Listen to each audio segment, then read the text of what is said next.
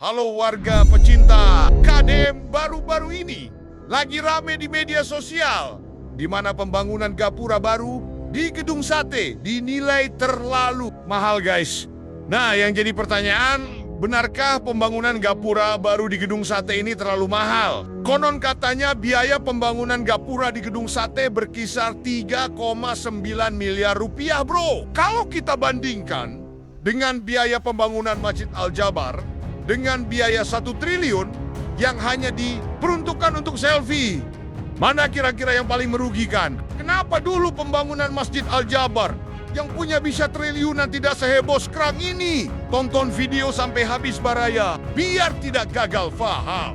Pembangunan gapura baru di Gedung Sate Bandung telah memicu perbincangan publik. Menanggapi polemik tersebut, Gubernur Jawa Barat, Kang Deddy Mulyadi, mengunjungi lokasi proyek untuk mendengarkan penjelasan langsung dari pihak penyelenggara teknis dan arsitek. Arsitek yang terlibat, yang berasal dari ITB, menjelaskan bahwa perancangan gapura tersebut didasarkan pada filosofi yang melekat pada Gedung Sate, yaitu percampuran arsitektur Eropa dan lokal Sunda untuk desain gapura. Tim memilih model Candi Bentar yang telah terbukti eksis dan memiliki warisan budaya di Jawa Barat, khususnya budaya Kecirebonan.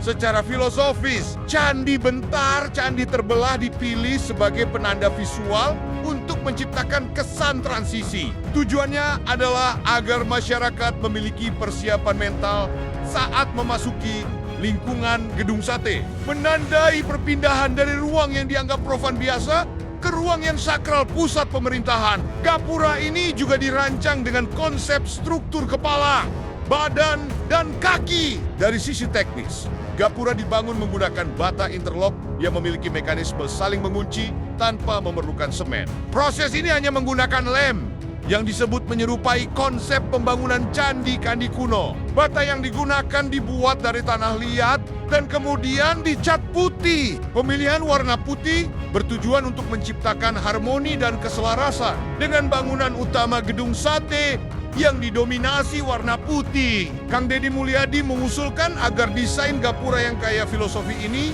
dapat menjadi acuan untuk batas-batas wilayah di Jawa Barat, mulai dari desa hingga provinsi. Hal ini dinilai dapat memberikan dampak berganda multiplier effect dengan menghidupkan kembali industri bata dan genteng lokal yang saat ini tengah mengalami penurunan. Selain itu, tujuannya daripada pembangunan gapura ini secara tak langsung menghidupkan kembali budaya leluhur kita yang sudah lama kita tinggalkan.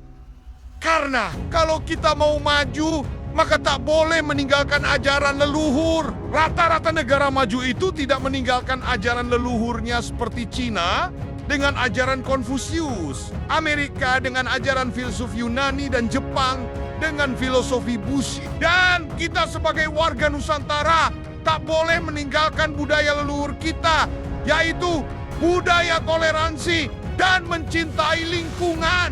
Selain itu, sebagian pihak ada yang kepanasan dengan pembangunan gapura di Gedung Sate ini, sehingga DPRD Jawa Barat didesak harus melakukan investigasi perihal polemik pembangunan gapura Gedung Sate senilai 3,9 miliar rupiah pemerintah Provinsi Jawa Barat, Pemprov Jabar. Lembaga legislatif ini didesak memastikan transparansi penuh dengan mengungkap semua dokumen RAB, desain teknis, dan kajian kebutuhan proyek tersebut kepada publik. Padahal dulu waktu pembangunan Masjid Al-Jabar diem-diem, be. Apakah karena duitnya dulu kecipratan ya? Gue hanya bertanya loh ya, bukan menghakimi. Selain itu, menurut sebagian kalangan, mempertanyakan alasan pembangunan gerbang dengan biaya miliaran rupiah di tengah masih banyaknya persoalan mendasar yang dihadapi masyarakat Jawa Barat.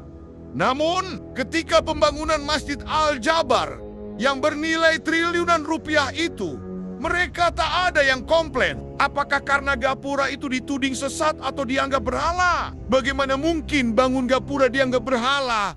Sejak kapan gapura haram? Kalau gapura disembah dan dimakan baru haram. Kemudian tidak hanya itu, sejumlah pihak juga mempertanyakan motif penggunaan desain gapura tersebut karena Gedung Sate sendiri sudah dianggap menjadi ikon arsitektur Jawa Barat selama lebih dari 100 tahun. Namun mereka lupa bahwa orang Sunda maupun orang Jawa Budayanya dipengaruhi oleh budaya Hindu, sehingga wajar kalau gapuranya ada kemiripan. Cuman di Konoha, terutama di Jawa Barat, itu banyak orang yang anti dengan budaya leluhurnya sendiri. Mereka lebih suka menyembah budaya leluhur bangsa lain. Cuy, benci banget gue. Mereka lebih suka memuja-muji leluhur bangsa lain. Dengan adanya polemik pembangunan gapura ini menunjukkan bahwa orang Jawa Barat sudah kehilangan jati diri.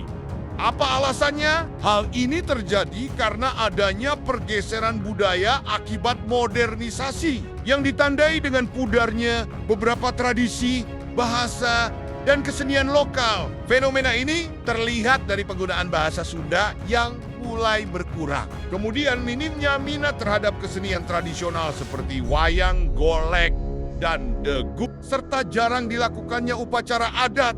Sementara hiburan modern lebih diminati. Meskipun ada kekhawatiran, hal ini juga memicu upaya untuk menghidupkan kembali identitas budaya tersebut. Seperti melalui gerakan dan program yang bertujuan untuk menjaga dan melestarikan warisan budaya. Nah, pembangunan gapura inilah salah satu bentuk usaha pemerintah. Lalu kenapa ada yang bilang gapura haram? Hanya orang yang bodoh yang bilang gapura haram.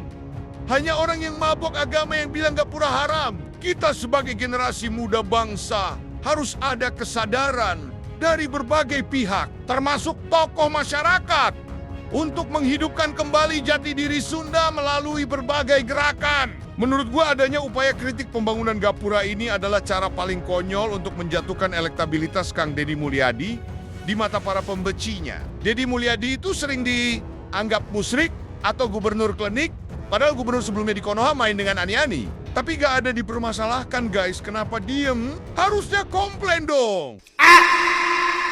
Kita sebagai generasi muda, jangan terkecoh dengan polarisasi, menggunakan jurus yang sangat basi, yaitu politik identitas atau politik bawa-bawa agama. Dulu gubernur Jawa Barat kelihatan soleh, tapi pada faktanya nggak soleh-soleh amat. Dari dulu, Deddy Mulyadi waktu Bupati Purwakarta sering dihina karena membangun patung Arjuna sebagai ikonik daerah, tapi patungnya dihancurkan, guys. Kenapa dihancurkan? Karena patung Arjuna itu dianggap musyrik dan menyembah berhala alias haram.